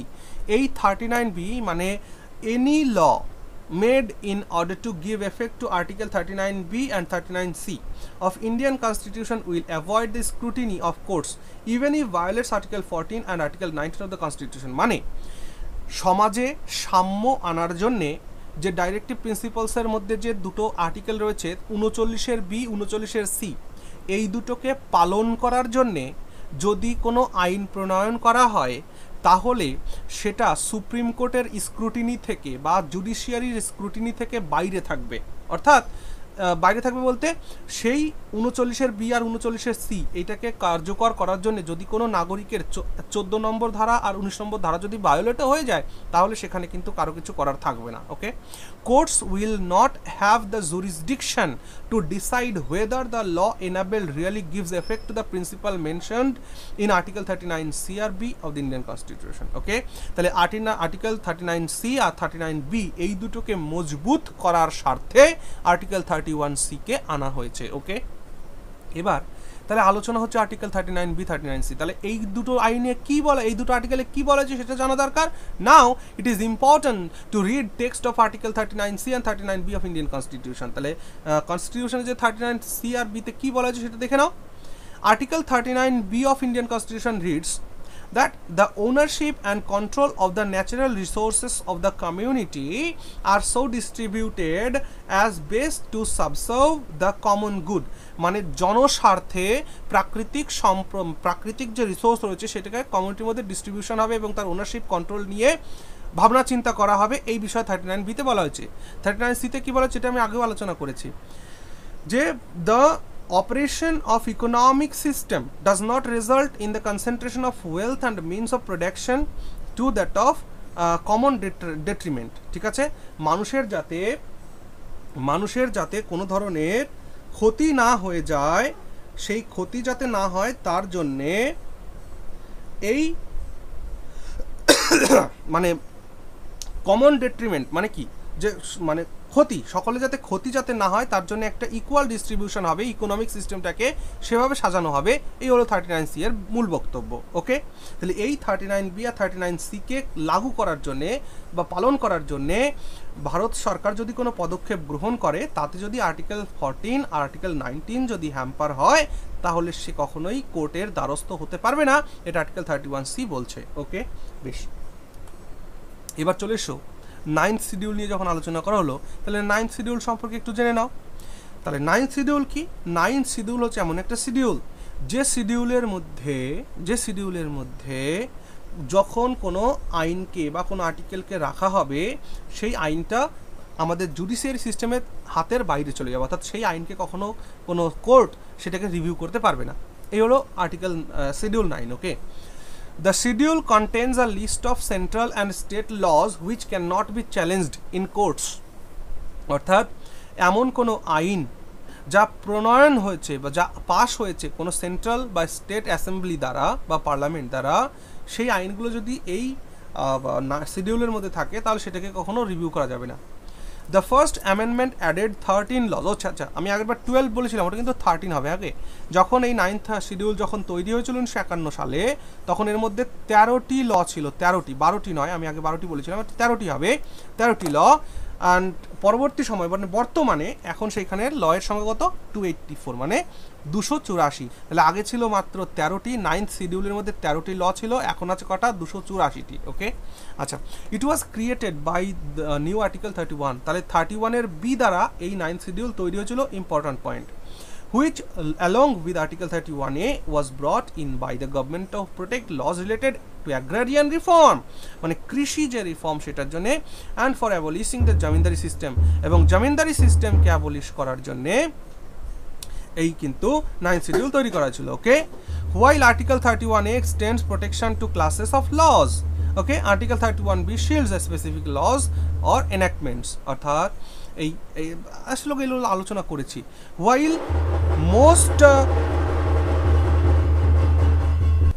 okay, now continue, চলো তাহলে while the most of the laws protected under the schedule concern agriculture and land issues, the list includes other subjects. okay, আচ্ছা, তার মানে এই 9th শিডিউলের মধ্যে বেশিরভাগ যে লজ আইনগুলো রয়েছে এগুলো অ্যাগ্রিকালচার বা ল্যান্ড ইস্যুস নিয়ে রয়েছে এবং অন্যান্য কিছু কিছু রয়েছে। Article 31B also has a retrospective operation, which means that if laws are inserted in the 9th schedule after they are declared unconstitutional, they are considered to have been in the schedule since their commencement and thus valid. ওকে, মানে article 31B এর একটা retrospective অপারেশনও রয়েছে। মানে মনে করো কোনো একটা আইন যা বর্তমানে আর এক্সিস্ট করে না, আনকনস্টিটিউশনাল হয়ে গেছে, সেই আইনটিকে যদি ওই 9th শিডিউলের মধ্যে দেওয়া হয় তাহলে সেটা যেদিন থেকে শুরু হয়েছিল সেদিন থেকেই তার ভ্যালিডিটি থাকবে। ওকে, আচ্ছা। অলদো আর্টিকেল 31-এর B exclude judicial review, the apex court, apex মানে কি? সর্বোচ্চ কোর্ট মানে supreme court, has said in the past that even laws under the 9th schedule would be open to scrutiny, if they violated fundamental rights or the basic structure of the constitution. তাহলে কি article 31-এর B এটা যতই একটা judicial review থেকে যতই বাঁচানোর চেষ্টা করুক এই 9th শিডিউলকে, তবুও যদি 9th শিডিউলের মধ্যে এমন কোনো আইন থাকে যা আমাদের সংবিধানের যে বেসিক স্ট্রাকচার বা আমাদের যে ফান্ডামেন্টাল রাইটস সেইগুলোকে যদি ভায়োলেট করে তাহলে সেই আইনকে কিন্তু সুপ্রিম কোর্ট বা অ্যাপেক্স কোর্ট সেটাকে কিন্তু রিভিউ করতে পারবে। ওকে, বেশ, এবার চলো আমরা চলে আসি এবার তাহলে নেক্সট যেটা রয়েছে খুব ইম্পর্টেন্ট এবং লাস্ট সেটা হচ্ছে right two constitutional remedies, article 32 আর 35-এর মধ্যে। তাহলে কনস্টিটিউশনাল রেমেডিজ, দেখো এতক্ষণ ধরে আমরা যে আর্টিকেলগুলো সম্পর্কে পড়লাম, অর্থাৎ মানে মৌলিক অধিকার যে ফান্ডামেন্টাল রাইট কত আর্টিকেল থেকে কত আছে? 12 থেকে শুরু করে 31-এর ওই যে 30 পর্যন্তই ধরো, ওর মধ্যে যে ফান্ডামেন্টাল রাইটগুলো রয়েছে, আচ্ছা সেই রাইটগুলো সংবিধানে লেখা আছে, কিন্তু তাকে যদি মানে মান্য করা না হয় তাহলে আর সেই রাইট থেকে কি লাভ হলো? তাই এই যে রাইট টু কনস্টিটিউশনাল রেমিডিজ এটা কিন্তু সব থেকে ইম্পর্ট্যান্ট। এটা সব থেকে ইম্পর্ট্যান্ট কেন? এটা সব থেকে ইম্পর্ট্যান্ট কারণ এটা সব থেকে ইম্পর্ট্যান্ট এই জন্যেই যে ওই সংবিধান ওই যে ফান্ডামেন্টাল রাইটস আমাদের যে প্রোভাইড করেছে সেগুলো যদি আমাদের কখনো খর্ব হয় আর আমরা যদি তার কোনো প্রতিবিধান না পাই, তার রেমিডি যদি আমরা না পাই, তাহলে ফান্ডামেন্টাল রাইট সংবিধানের থেকে লাভ কি? আর না থাকলেই বা লাভ কি? তাই তো, তাই ফান্ডামেন্টাল রাইটগুলোকে সংরক্ষণ করার জন্যে তার যখন ভায়োলেশন হবে তার থেকে আমরা যাতে প্রতিকার পাই তার জন্যই কিন্তু এই রাইট টু কনস্টিটিউশনাল রেমিডিজ আনা হয়েছে, যেটা আমরা দেখব আর্টিকেল 32 থেকে 35-এর মধ্যে রয়েছে। এবং আর্টিকেল 32-এর মধ্য দিয়ে 5খানা রিট মানে কি? রিট মানে হচ্ছে আদেশ বা লেখ, সেটা সুপ্রিম কোর্ট বা হাইকোর্ট জারি করতে পারে। কখন? যখন কোনো মানুষের ফান্ডামেন্টাল রাইটস খর্ব হবে তখন। ওকে, বেশ, তাহলে আমরা রাইটসগুলো, এই রিটসগুলো নিয়ে আলোচনা করব। হ্যাবিস কর্পাস, ম্যান্ডামাস, প্রহিবিশন, তারপরে তোমার রয়েছে সারসারি, হ্যাঁ, তারপরে রয়েছে কোয়ারেন্টো, ঠিক আছে, এগুলো নিয়ে আলোচনা করব। তাহলে চলো আগে 32টাকে একটু দেখে নিই। This article confers the right to remedies for the enforcement of the fundamental rights of an aggrieved citizen. কোনো একজন সিটিজেনের ফান্ডামেন্টাল রাইটস যদি খর্ব হয় তাহলে আর্টিকেল 32 দ্বারা তার এনফোর্সমেন্ট করতে হবে, অর্থাৎ তার মৌলিক অধিকার তাকে ফিরিয়ে দিতে হবে। In other words, the right to get the fundamental rights protected is in itself a fundamental right, অর্থাৎ তার যে ফান্ডামেন্টাল রাইট সেগুলোকে প্রোটেকশন দিতে হবে, এটাও তার একটা ফান্ডামেন্টাল রাইট। এটাই আর্টিকেল 32 বলছে। ওকে, আর্টিকেল 32 কি এই কথা বলছে? নো, আর একটা আর্টিকেল আমাদের বলেছিল এই কনস্টিটিউশনাল রেমেডিজ কথা, সেটা হচ্ছে আর্টিকেল 13। আর্টিকেল 13 আমাদের কি বলেছিল? মৌলিক অধিকারগুলির সাথে সঙ্গতিহীন কোনো আইন যদি পার্লামেন্ট পাশ করে, বা এমন কোনো আইন যদি পার্লামেন্ট পাশ করে যার দ্বারা আমাদের মৌলিক অধিকার খর্ব হয়, সেই আইনগুলোকে বাতিলযোগ্য করা হবে। এটা কিন্তু আর্টিকেল 13 বলে। তাহলে আর্টিকেল 13 মতনই আর্টিকেল 32 কি বলছে? Empowers a person to approach the supreme court directly for enforcement of his fundamental right. অর্থাৎ আর্টিকেল 32 অনুযায়ী একজন ব্যক্তি, তার যদি মৌলিক অধিকার খর্ব হয়, সে সরাসরি সুপ্রিম কোর্টে যেতে পারে এবং সুপ্রিম কোর্টে গিয়ে নালিশ জানাতে পারে যে আমার ফান্ডামেন্টাল রাইট খর্ব হয়েছে, সুপ্রিম কোর্ট তুমি এখন ব্যবস্থা নাও। হ্যাঁ, এবার দেখো আর্টিকেল 32 অনুযায়ী কোর্ট, তখন সুপ্রিম কোর্ট হয়তো তাকে জিজ্ঞেস করতে পারে যে তুমি হাইকোর্টে না গিয়ে সুপ্রিম কোর্টে কেন আসলে? তখন তোমাকে একটা প্রপার কারণ দেখাতে হবে যে আমি এই জন্য হাইকোর্টে যাইনি, এই জন্য সুপ্রিম কোর্টে এসেছি। ওকে, তাহলে আর্টিকেল 32 কিন্তু তোমাকে এই সুযোগ দিচ্ছে, তোমার ফান্ডামেন্টাল রাইট যদি কখনো খর্ব হয় তুমি সরাসরি সুপ্রিম কোর্টে পৌঁছে যেতে পারো, কিন্তু অন্য কোনো কেস নিয়ে তুমি সরাসরি সুপ্রিম কোর্টে যেতে পারো না। প্রথমে তোমার জেলার কোর্টে যেতে হবে, তারপর হাইকোর্টে যেতে হবে, তারপর সুপ্রিম কোর্টে যেতে হবে, এই হলো নিয়ম। ওকে, কিন্তু আর্টিকেল 32 বলছে যদি তোমার মৌলিক অধিকার কখনো খর্ব হয় তাহলে তুমি সরাসরি সুপ্রিম কোর্টে যেতে পারো। Okay, the supreme court and high courts have power to issue directions or orders of writs, okay, for the enforcement of any of the fundamental rights, অর্থাৎ ফান্ডামেন্টাল যে কোনো ফান্ডামেন্টাল রাইটসকে এনফোর্স করার জন্যে, লাগু করার জন্যে সুপ্রিম কোর্ট বা high court কিছু রিট জারি করতে পারে। আর সেই রিটগুলো কি কি? এই তো এখানে হ্যাবিস কর্পাস, ম্যান্ডামাস, প্রহিবিশন, সারসারি, কোয়ারেন্টো। ওকে, এই 5টা যে রিট রয়েছে সেই 5টা রিট কিন্তু সংবিধান আমাদেরকে সুপ্রিম কোর্ট বা হাইকোর্ট জারি করতে পারে। ওকে, বেশ। Right two constitutional remedies can not be suspended except otherwise provided in the constitution, অর্থাৎ কনস্টিটিউশনের মধ্যে আমাদের যে কনস্টিটিউশনের মধ্যে আমাদের যে ফান্ডামেন্টাল রাইটস রয়েছে সেইগুলোকে কখনোই খর্ব করা যাবে না, মানে কনস্টিটিউশনাল রেমেডি যেটাকে খর্ব করা যাবে না এমার্জেন্সি ছাড়া। যদি এমার্জেন্সি হয় তবেই তোমার এই ফান্ডামেন্টাল রাইটসগুলোকে খর্ব করা যেতে পারে, আদারওয়াইজ নয়। আর সেই জন্যে কিন্তু খুব ইম্পর্ট্যান্ট একটা পয়েন্ট এখানে লেখা রয়েছে যে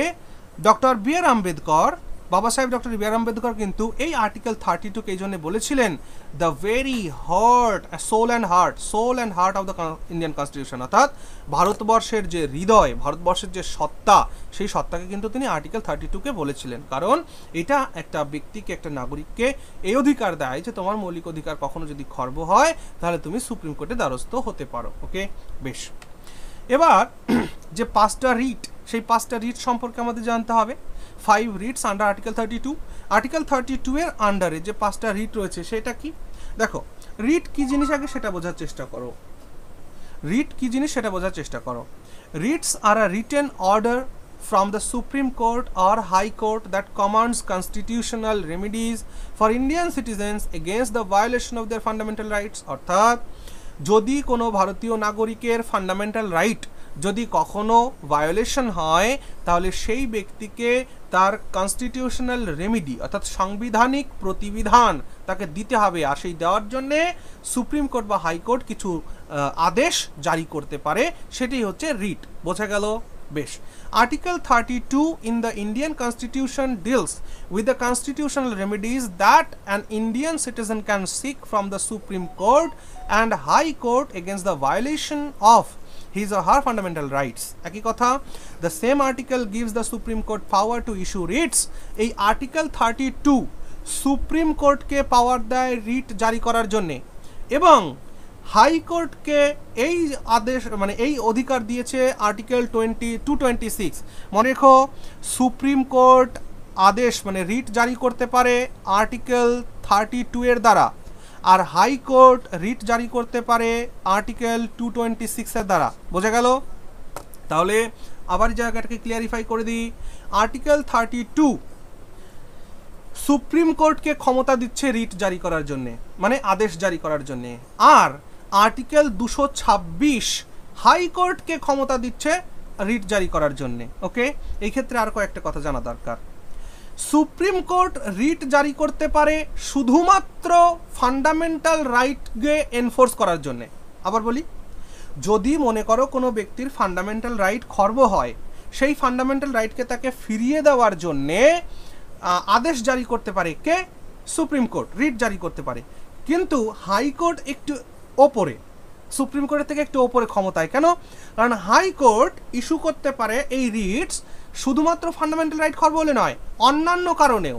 মনে করো ফান্ডামেন্টাল রাইট যদি খর্ব হয় সেটা তো করতে পারবেই হাইকোর্ট, কিন্তু অন্যান্য কারণেও কিন্তু হাইকোর্ট এই রিট জারি করতে পারে। এটা এই দিক থেকে হাইকোর্ট সুপ্রিম কোর্টের থেকে একটু ওপরে। Therefore the writ jurisdiction of High Court is wider than that of Supreme Court in this respect. তাহলে এই দিক থেকে আমরা বলতে পারি যে রিট জারি করার ক্ষমতার দিক থেকে হাইকোর্ট সুপ্রিম কোর্টের থেকে একটু উঁচুতে অবস্থান করে। However, the territorial jurisdiction of Supreme Court for the purpose of issuing writs is wider than the High Court. আর একটা সাধারণ ব্যাপার, হাইকোর্ট একটা তার রাজ্যের মধ্যে, অর্থাৎ একটা হাইকোর্টের জুরিসডিকশনের মধ্যে যতগুলো এলাকা আসে সেই এলাকাগুলোর জন্য সে তার রিট জারি করতে পারে, কিন্তু সুপ্রিম কোর্ট সারা ভারতবর্ষের জন্যেই রিট জারি করতে পারে। ওকে, আচ্ছা, writs of India are borrowed from English law, মানে ইংরেজদের আইন থেকে, ইংল্যান্ডের যে আইন সেখান থেকে কিন্তু এই এটা নেওয়া হয়েছে। এটা খুব ইম্পর্টেন্ট পয়েন্ট, এখান থেকে প্রশ্ন জিজ্ঞেস করা হয় যে এই যে ভারতের যে রিট জারি করা বা আদেশ জারি করে যে সুপ্রিম কোর্ট বা হাইকোর্ট, সেটা কোথা থেকে এসছে? সেটা ইংলিশ ল থেকে এসেছে। ওকে, ইংলিশ মানে ইংল্যান্ডের সংবিধান অনুযায়ী এই রিটকে তারা বলে প্রেরোগেটিভ রিটস। ওকে, প্রেরোগেটিভ রিটস, সেখান থেকে আমাদের ভারতীয় সংবিধানে এটাকে আমদানি করা হয়েছে। মনে রেখো 1950-এর আগে, অর্থাৎ সংবিধান লাগু হওয়ার আগে কিন্তু এই রিট আমাদের সংবিধানে ছিল না। অর্থাৎ ছিল না বলতে, তখন মাত্র 3টি কোর্টই রিট জারি করতে পারত। অর্থাৎ 1950 সালের আগে Kolkata high court, Bombay high court, Madras high court, এই 3টি হাইকোর্টেরই শুধুমাত্র পাওয়ার ছিল রিট জারি করার। এবং পরবর্তী সময় 1950-এর পরে যখন সংবিধান লাগু হলো তখন অন্যান্য হাইকোর্টগুলো এই সুযোগটা পেল। ওকে, এটাও একটা ইম্পর্ট্যান্ট পয়েন্ট, মনে রেখো। ঠিক, বেশ, এবার আমরা তাহলে চলে আসি প্রত্যেকটা যে রিট রয়েছে। দেখো, প্রথম রিট, ফার্স্ট রিট, এটা ফার্স্ট রিটটাকে আমরা কি বলছি? হ্যাবিস কর্পাস। হ্যাবিস কর্পাস, হ্যাবিস কর্পাস একটা ল্যাটিন ওয়ার্ড। এই হ্যাবিস কর্পাসের অর্থ কি? হ্যাবিস কর্পাসের অর্থ হলো টু হ্যাভ দ্য বডি। ঠিক আছে, মানে টু হ্যাভ দ্য বডি মানে কি? মানে প্রেজেন্ট করা, বডি প্রেজেন্ট করা। অর্থাৎ এটার মানে হচ্ছে হ্যাবিস কর্পাস। এটা কখন হয়? This writ is use to enforce the fundamental right of individual liberty against unlawful detention. কোনো ব্যক্তিকে, কোনো ভারতীয় নাগরিককে যদি আনলফুলি মানে বেআইনিভাবে যদি তাকে কেউ ডিটেন করে, তাকে যদি কেউ বন্দি করে, ডিটেন করা মানে কি? বন্দি করা, অ্যারেস্ট করা। মনে করো কোনো একটা ব্যক্তিকে আনলফুলি অ্যারেস্ট করা হয়েছে, ডিটেন করা হয়েছে, তখন সেই বন্দির আত্মীয় স্বজন সুপ্রিম কোর্টের মাধ্যমে বা হাইকোর্টের মাধ্যমে হ্যাবিস কর্পাস রিটটা জারি করতে পারে যে বন্দি করেছে তার বিরুদ্ধে। ওকে, অর্থাৎ কি? তুমি বেআইনিভাবে কাউকে আটক করতে পারো না। তাহলে through habeas corpus supreme court, high court orders one person who has arrested another person to bring the body of the latter before the court। অর্থাৎ তুমি যাকে বন্দি করেছো তাকে সশরীরে নিয়ে কোর্টের সামনে প্রেজেন্ট করো, এটা হচ্ছে হ্যাবিস কর্পাসের মিনিং। ওকে, তাহলে হ্যাবিস কর্পাসটা অ্যাকচুয়ালি ভারতবর্ষের কি অর্থ? দেখো, এই হ্যাবিস কর্পাস ভারতবর্ষে কি কি ক্ষেত্রে লাগু করা যায় না। দেখো, তার আগে বলি facts about habeas corpus in India. The supreme court or high court can issue this writ against both private and public authorities. ঠিক আছে, both public and private authorities কিন্তু এর বিরুদ্ধে কিন্তু এই রিট আনা যেতে পারে। Habeas corpus can not be issued in the following cases. এই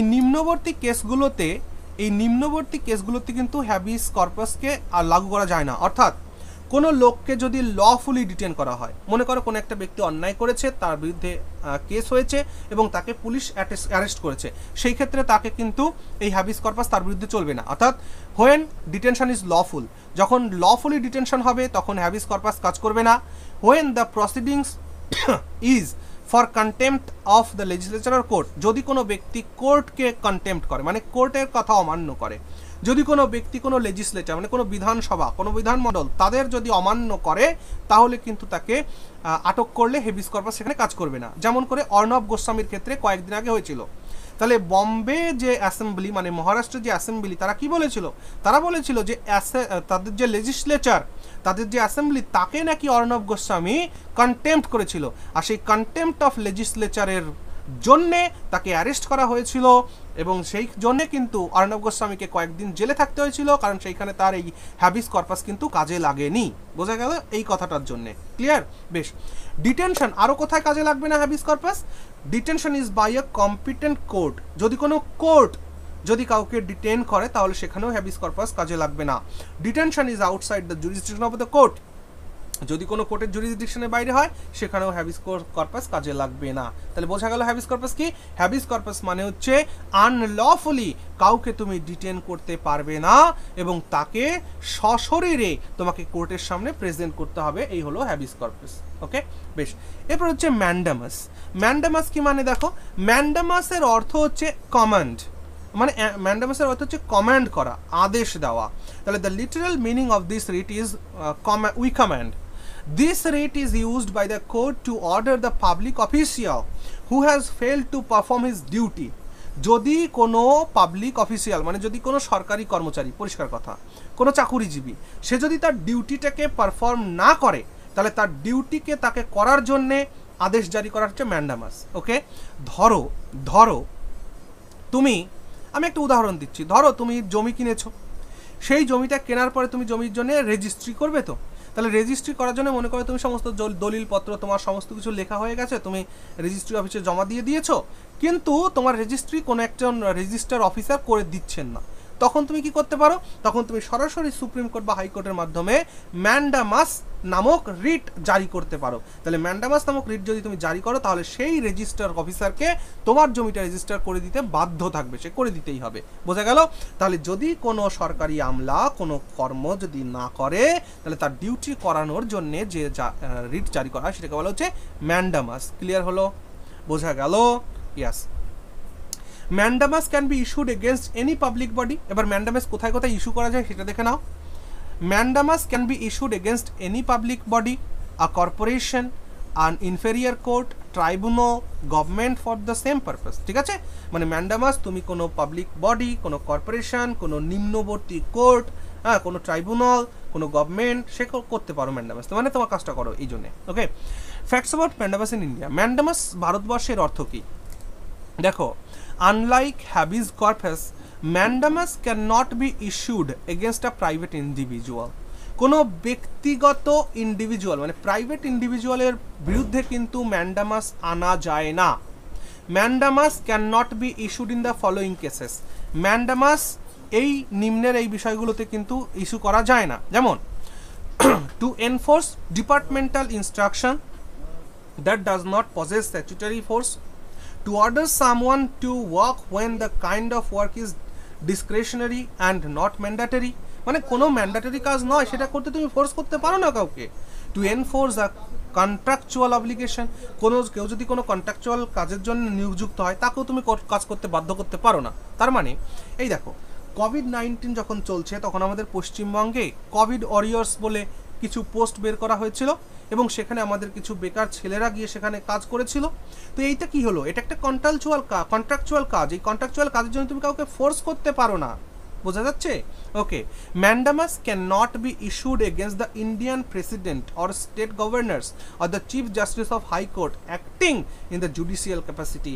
যদি কোনো ব্যক্তি হাইকোর্টের প্রধান বিচারপতি হন বা রাজ্যপাল হন বা প্রেসিডেন্ট হন, তাদের বিরুদ্ধেও কিন্তু ম্যান্ডামাস ইস্যু করা যায় না। হলো? বেশ, এরপর আসো প্রহিবিশন। দেখো, প্রহিবিশন মানে আমরা বুঝি, প্রহিবিশন মানে টু ফরবিড, নিষেধ করা, বারণ করা। তাহলে a court that is higher in position issues a prohibition writ against a court that is lower in position to prevent the latter from exceeding its jurisdiction or usurping a jurisdiction that it does not possess. It directs inactivity. তার মানে কি, যে কোনো একটা higher court কোনো একটা lower কোর্টকে এই প্রহিবিশন রিট জারি করতে পারে যে তুমি কাজ বন্ধ করো, তোমার আর কাজ করার দরকার নেই। মানে কি আমি বলতে চাইছি এটা দেখো। আচ্ছা, এটা বলার জন্য না আমি তাহলে আরেকটু তারপরেরটা বলি, তারপরেরটা ভালো বুঝতে পারবে। তাহলে দেখো, সারসারারি, এই সারসারারিটা ভালো করে বোঝো। সারসারারিটা কি? The literal meaning of the writ certiorari is to be certified, ঠিক আছে, to be informed. This writ is issued by a court higher in authority to a lower court of tribunal ordering them either to transfer a case pending with them to itself or quash their order in a case. It is used on the grounds of an excess of jurisdiction or lack of jurisdiction or error of law. মানে এই যে prohibition আর সারসারারি, এই দুটোকে আমি mix করে তোমাদের বোঝানোর চেষ্টা করছি। সারসারারি কেসের মধ্যে, রিটের মধ্য দিয়ে এটা করা হয় যে মনে করো লোয়ার কোন একটা কোর্ট, ঠিক, কোনো লোয়ার কোর্ট এমন একটা বিচার দিয়ে দিয়েছে বা এমন একটা জাজমেন্ট পাস করেছে যে জাজমেন্টটা আনলফুল, ঠিক আছে, মানে বেআইনি একটা জাজমেন্ট দিয়ে দিয়েছে, বা সেই বিষয়ে ওই কোর্টের কোনো জুরিসডিকশনই নেই। মানে একটা লোয়ার কোর্টে এমন একটা মামলা গেছে, সেই লোয়ার কোর্ট ওই মামলাটা গ্রহণ করার জন্য যোগ্য নয়, তবুও যদি সেই কোর্ট সেই মামলা করে এবং শুনানি করে, তাহলে এই সারসারারি রিটের মধ্য দিয়ে হাইয়ার কোর্ট সেই কোর্টের কাজকে বন্ধ করে দিতে পারে যে তুমি তোমার কাজ বন্ধ করো।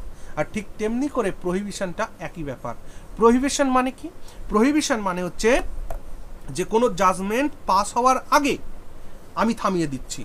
মনে করো যে আমাদের জেলা জাজ, যে জেলায় বাস করো সে সেভাবে ভাবো যে মনে করো তোমাদের জেলার যে কোর্ট রয়েছে, মনে করো জেলা জজ কোর্ট বা জেলার সেশন কোর্ট, সেই সেশন কোর্টে কি হচ্ছে না, ধরো কোনো একটা মামলা চলছে, সেই মামলাটা সেই কোর্টের অধীনে আসা উচিত নয়, এটা তোমার মনে হয়েছে। এই জন্য তুমি হাইকোর্টে গিয়ে কি বলতে পারো যে হে মহামান্য হাইকোর্টের বিচারপতি, আপনি প্রহিবিশন নামক রিটটাকে জারি করুন। অর্থাৎ তখন হাইকোর্ট বিচার বিবেচনা করে যদি প্রহিবিশন রিট জারি করে দেয়, তাহলে কি হলো যে ওই নিম্নবর্তী কোর্ট যেটাতে এখনো বিচার আসেনি তার আগেই জারি করা হলো। অর্থাৎ এখানে দেখো লেখা রয়েছে, আমি লিখে রেখেছি যে writ of prohibition can only be issued against judicial and quasi judicial authorities. তাহলে এই যে প্রহিবিশন, এটা শুধুমাত্র জুডিশিয়াল আর কোয়াসি জুডিশিয়ালের অথরিটির বিরুদ্ধেই আনা যেতে পারে। কখন? বিফোর দেয়ার জাজমেন্টস, তারা জাজমেন্টস পাশ করার আগে। তারা যদি জাজমেন্ট দিয়ে দেয় তবে কোনটা হবে? এই সারসারারি হবে। বোঝা গেল?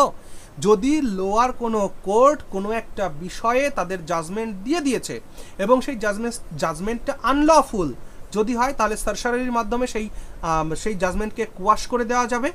আর জাজমেন্টের আগে তারা যেন আর ওই মামলার শুনানি যাতে না করে, তার জন্য প্রহিবিশন আনা হবে। আশা করছি আমি বোঝাতে পেরেছি। Yes or no? বোঝা গেল? তাহলে প্রহিবিশন মানে কি? প্রহিবিশন মানে অ্যাকচুয়ালি প্রহিবিশন আর সারসারারি বোঝার জন্য না দুটোটা একটা কথা মনে রেখো। Prohibition, prevention is better than cure বলে একটা কথা আছে না? Prevention is better than cure, মানে কিওর করার থেকে প্রিভেনশন নেওয়াটা বেটার। তাহলে যে prevention is better than cure, prevention মানে কি? প্রিভেনশন মানে প্রহিবিশন। আর কিওর মানে কি? কিওর মানে হচ্ছে সারসারারি। ঠিক আছে? সারসারারি। ঠিক আছে? তাহলে প্রিভেনশন মানে আমি কোনো একটা নিচলি আদালতকে বলছি যে ভাই তুমি এই বিষয়ে কোনো শুনানি আর করো না, ঠিক আছে, তোমার একটা জুরিসডিকশন নেই, তার মানে তাদের রায় হওয়ার আগেই আমি বারণ করে দিলাম, দিস ইজ প্রহিবিশন। মনে করো লোয়ার কোর্ট কোনো একটা মামলায় রায় দিয়ে দিয়েছে এবং পরে দেখা গেল যে ওই রায় দেওয়ার যোগ্যতা বা অধিকার ওই কোর্টের নেই, তখন তুমি কি করতে পারো, সারসারারি লাগাতে পারো যে তোমার যে বিচার তুমি দিয়েছো সেটাকে আমরা নাকচ করে দিলাম, অর্থাৎ কুয়াশ করে দিলাম। বোঝা গেল? বোঝা গেছে? বেশ, তাহলে ফ্যাক্টস অ্যাবাউট সারসারারি ইন ইন্ডিয়া।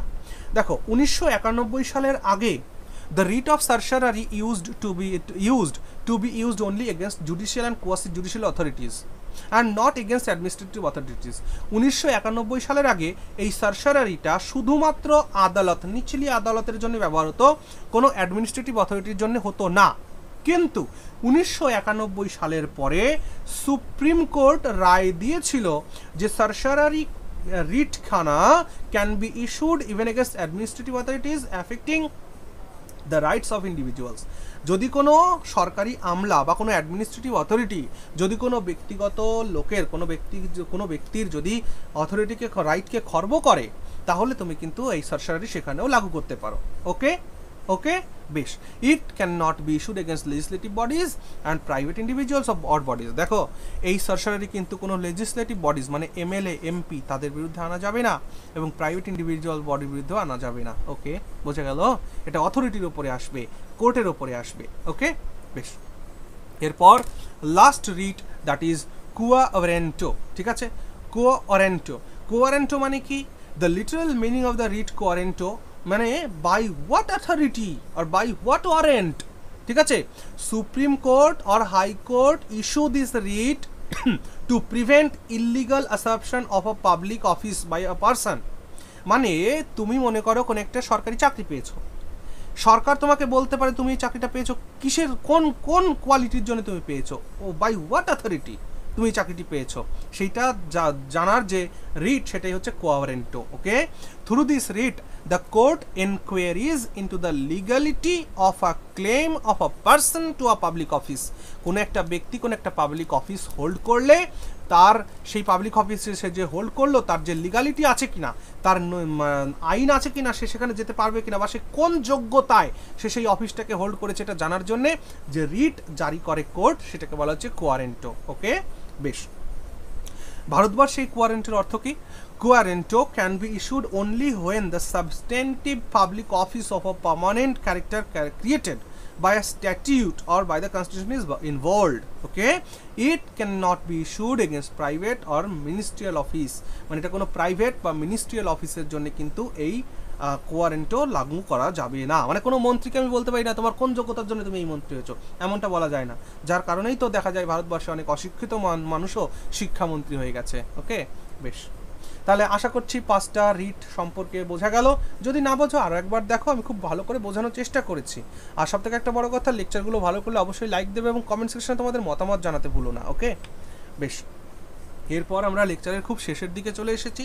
তাহলে আর্টিকেল 32 এর আন্ডারে যে 5টা রিট, সেই রিটগুলো আমরা পড়ে নিলাম। এবার চলে এসো আর্টিকেল 33 আমাদের কি বলছে। আর্টিকেল 33 বলছে সশস্ত্র বাহিনী আমাদের যেটা রয়েছে, অর্থাৎ যেটাকে আমরা আর্ম ফোর্স বলি, আর্মড ফোর্স, সশস্ত্র বাহিনী, সেই সশস্ত্র বাহিনীর মৌলিক অধিকার সমূহ পার্লামেন্টের আইন প্রণয়নের দ্বারা নিয়ন্ত্রণ করা হবে।